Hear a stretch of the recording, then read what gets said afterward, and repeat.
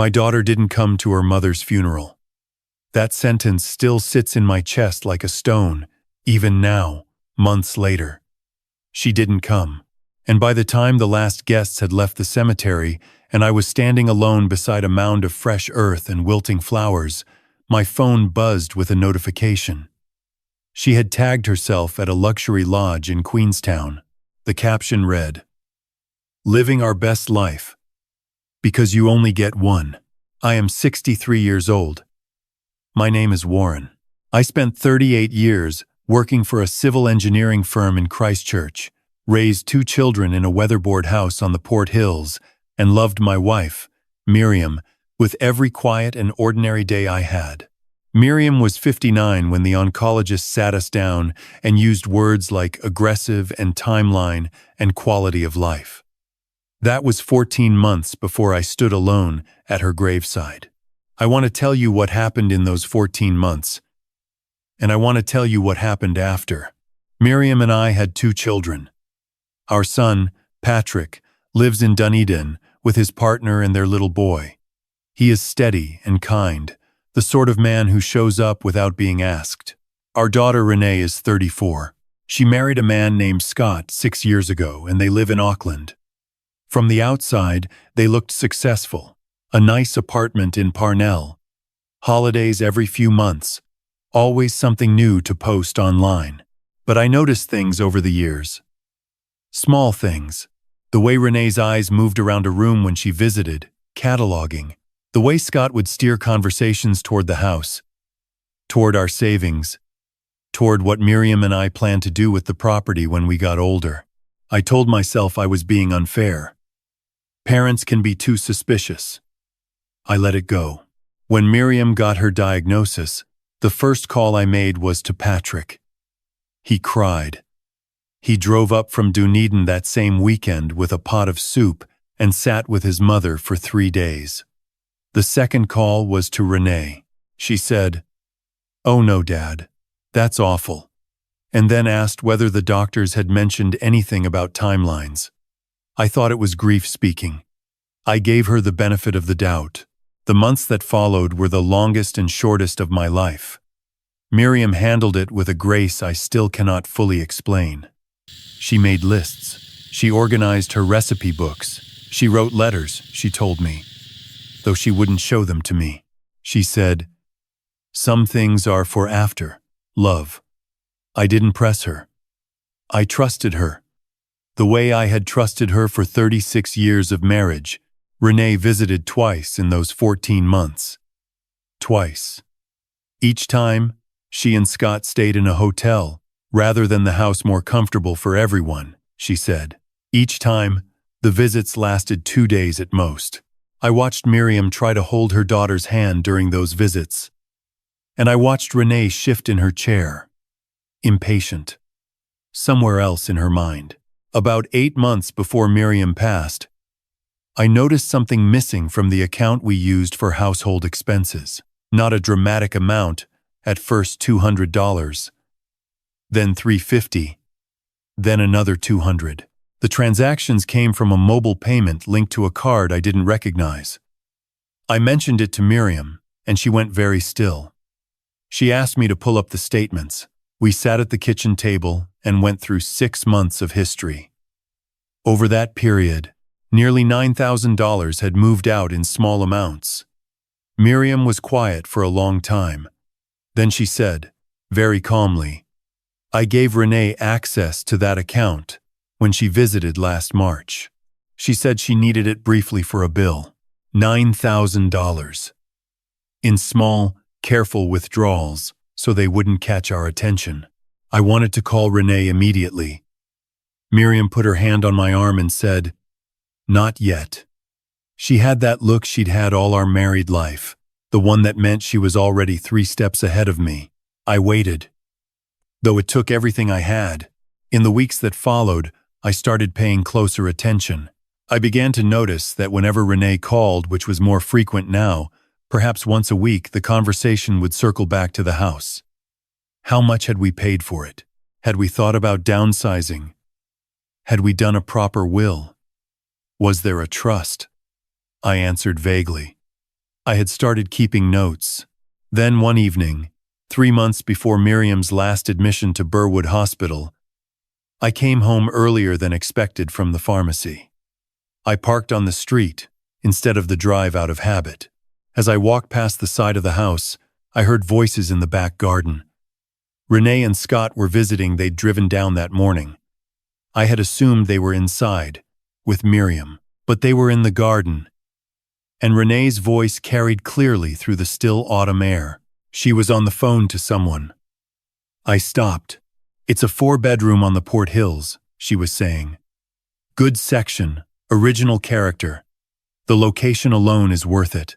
Once everything's sorted, we'll sell it and split it properly." "No. Scott thinks we should move quickly after no point letting it sit. We've been patient enough." I stood on the other side of the fence for a long moment. My hands were full with the paper bag from the pharmacy. Miriam's pain management had increased that week. I felt something cold move through me that had nothing to do with the April air. I went inside through the front door. I greeted them as if nothing had happened. I watched Scott shake my hand and look me in the eye and ask how I was holding up. I said I was managing. I went upstairs to Miriam and closed the door and sat beside her bed and told her what I had heard, word for word.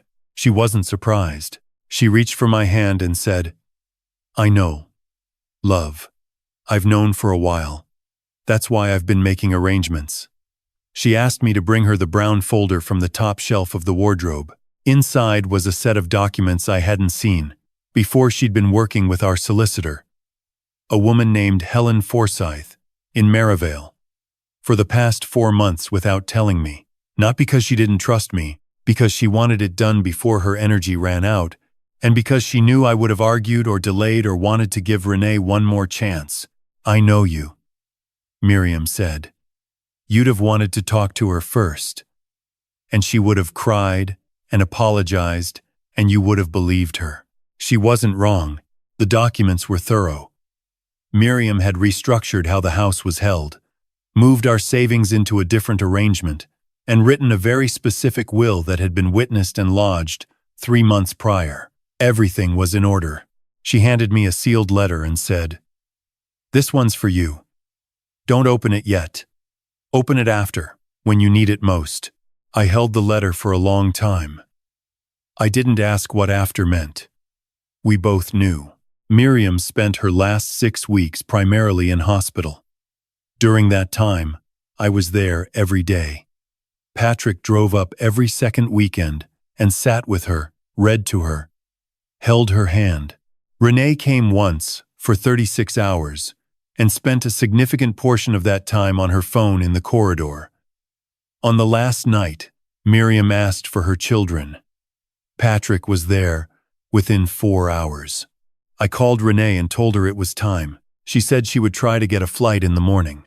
Miriam passed at 2:20 in the morning. Patrick and I were with her. Renee was not. I have thought about that moment many times since. The way the room was so quiet afterward. The way Patrick put his arm around my shoulders and we just sat there for a while, not saying anything. The kindness of the nurses. The particular quality of that silence when someone you have loved for your entire adult life is no longer breathing. I did not cry right then. I think I had been crying for 14 months. What I felt in that moment was something closer to gratitude, that she had not been alone, that she had been held. I called Renee at 3 in the morning. She answered on the 4th ring, voice thick with sleep. I told her.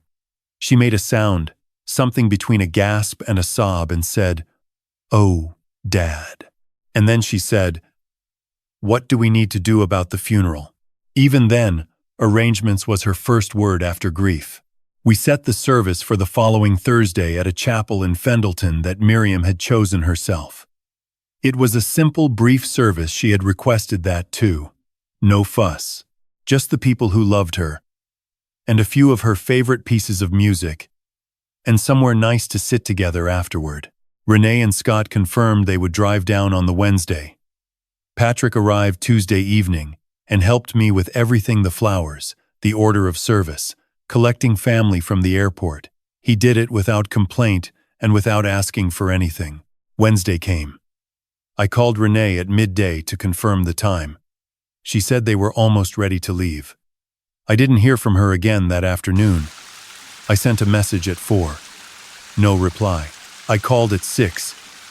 It went to voicemail. I woke Thursday morning to a brief text sent at 11 the previous night. Dad, so sorry. Something came up. Will explain soon. Thinking of you. Love you. That was it. I sat at the kitchen table with that message on my phone, and the winter light coming through the window, and I thought, in a very clear and calm way, this is who she is. I went to my wife's funeral. I sat in the front pew, with Patrick on one knee and Miriam's sister on the other. The chapel was nearly full. Miriam had touched a lot of lives, colleagues, neighbors, the women from her garden club, parents she'd known through the school when the children were small. 3 of her former students came. Now adults. I gave a short address. I talked about the recipe books and the lists and the way she always had a plan. Halfway through the service, I felt my phone vibrate in my jacket pocket. I turned it off. That evening, after the reception, after everyone had gone home and Patrick had gone to bed, I sat in Miriam's chair in the sitting room and I turned my phone back on. There were 17 notifications. The most recent was an Instagram post. Renee and Scott, tagged at a high-end lodge in Queenstown. Renee in a wine glass photo, laughing. The caption, "Living our best life, because you only get one," posted at 2:37 in the afternoon. During the service, I looked at that post for a long time. Then I put the phone face down on the table and I went to get the letter. The brown folder was still where Miriam had left it. The sealed envelope had my name on it in her handwriting, Warren, and something underneath that I hadn't noticed before. She'd drawn a small daisy beside my name. She always did that on birthday cards. It was such a Miriam thing to do that I had to stop and press my hand to my mouth for a moment. I opened the letter. It was 4 pages. Handwritten. In the careful script she'd always had. I won't share all of it. Some things are mine to keep. But I will tell you what she had written near the end. She wrote that she had loved me without reservation for 36 years, and that she was not afraid. She wrote about Patrick, how proud she was of him, how she hoped he knew it. And then she wrote about Renee. And what she wrote was not anger. It was sadness and clarity, and a kind of tired love that had been stretched past its limit. She wrote, "I know you'll want to forgive her, Warren. I know that's who you are. But please, don't confuse forgiveness with restoration. You can forgive someone completely and still choose not to hand them the matches to burn down what's left of your life. I've already done what needed doing. Trust Helen. Trust yourself. And please, love, choose peace over guilt." I sat in that chair until 2 in the morning. Helen Forsyth called me the following Monday. She walked me through everything Miriam had put in place. The house was held in a family trust, with Patrick named as trustee alongside myself. Our savings had been moved and restructured. The will was explicit, witnessed, and iron-tight. Renee and Scott would receive a specific sum, not nothing, but nothing like what they had clearly expected. The estate otherwise passed to myself and, in time, Patrick's family. Helen had known Miriam for years. She said, quietly, that in her experience, Miriam Calloway had been one of the most methodical and composed clients she'd ever had. She knew exactly what she wanted and why. Helen said, she wasn't angry when she came to me. She was just clear. That was Miriam. Renee called me 4 days after the funeral. I answered. She said they hadn't been able to make it. She'd explain when they could sit down properly. She said she knew it wasn't ideal. She asked how the service had gone. I told her it was beautiful. I told her that the chapel had been full, and that the music Miriam had chosen had been perfect, and that a woman she hadn't seen in 20 years had wept openly in the third row. I told her that Patrick had spoken, briefly, and that what he'd said had broken me in the most necessary way. And then I said, very calmly, that I had seen the Instagram post. There was a silence that lasted long enough that I could hear the ambient sound of wherever she was. Dad. It's complicated. Renee, I said. I'm not going to argue with you. I just want you to know that I saw it. And I want you to know that I understand now who I'm dealing with. She said, That's not fair. I said, No, it isn't. I didn't raise my voice. I didn't cry. I ended the call. 3 weeks later, I received a letter from a solicitor in Auckland. On behalf of Renee and Scott, they were requesting a full accounting of the estate and indicating that they intended to contest the will on the grounds that Miriam had not been of sound mind during the period the documents were prepared. I called Helen. She said, calmly, They can try. They won't succeed. Your wife was as sound of mind as anyone I've met. We have 2 independent witnesses, a medical sign-off, and 3 separate consultations across 4 months. There is no case here. She paused. This is common in these situations. It will cost them money, and it will not work. It did not work. The solicitor's letter was the last formal communication I received from Renee's end. Their attempt at a challenge was dropped 6 weeks later. I have not spoken to my daughter since that phone call. I want to be honest with you about how that sits. It doesn't sit easily. There are mornings I pick up my phone, and her name is there in the contacts. And I think about the little girl. She was the one who used to fall asleep on the couch with her head on Miriam's lap during Saturday night films. I think about her at 10 years old, convinced she was going to be a marine biologist. I think about the speech she gave at our 30th anniversary dinner that made the whole room laugh. I carry all of that, but I also carry what I heard in the garden. I carry the $9,000. I carry the Instagram post, timed at 2:37. I carry the letter from a solicitor, designed to tear apart the last careful act my dying wife performed for the man she loved. I don't know if there is a path back. I genuinely don't. What I know is that I am not the one who closed it. Patrick came up at Easter with his partner and their little boy, who has just turned 3 and calls me granddad and says it with complete conviction, as if it's the most important word he knows. We walked along the Sumner beach in the April sun, and the boy collected stones, and I carried him on my shoulders part of the way back because his legs got tired. That evening, Patrick and I sat on the deck after dinner and talked not about Renee, not about the estate, just about Miriam. The good things, the funny things. The way she always burned the bottom of the Christmas pudding but refused to admit it. I am 63 years old. I live in the same house on the Port Hills where I raised my children. The garden is still Miriam's. I follow her planting notes as carefully as I can. I have had lunch with Helen Forsyth twice since all of this, which began as business and has become something like friendship. I sleep through the night most nights now. I opened the trust documents last week and read them through again, not because I needed to, but because every time I read them I feel, underneath everything, a particular and quiet kind of love.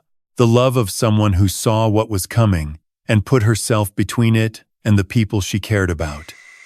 Even from the end of her life, even when it cost her energy she didn't have, she protected us. There is a particular cruelty in watching a parent age and seeing only what you might inherit rather than who they are. There is a particular cowardice in staying away from grief because grief is inconvenient. There is a particular smallness in contesting the wishes of a woman who spent her final months ensuring that the people she loved would be cared for. I am not interested in revenge. I want to be clear about that. I haven't told this story to settle a score. I've told it because I think there are people who will hear it and recognize something, the slow creep of realizing that someone you love has become someone you don't know. The guilt of choosing your own peace over an open door. The strange relief, once the dust settles, of finding that your life is still yours. Miriam used to say that you teach people how to treat you. It took me a long time to understand that she wasn't just talking about firmness or about standing up for yourself. She was talking about what you allow to continue. She was talking about the quiet accumulation of choices on both sides that eventually tells you clearly who someone is. She saw it before I did. She always did. If you are watching this and you have someone in your life who is showing you, clearly and consistently, who they are, believe them. You are not obligated to keep a door open that is being used to take from you. Forgiveness and trust are not the same thing. Loving someone and protecting yourself are not opposites. And the people who truly love you, the ones who show up, who drive through the night, who collect the flowers and sit in the front pew and hold your hand, those people deserve your energy more than the ones who are calculating what you're worth. Miriam knew that. She spent her last good months making sure I would know it too. I still talk to her sometimes. In the garden mostly. When I'm not sure what to do with something, I don't always get an answer.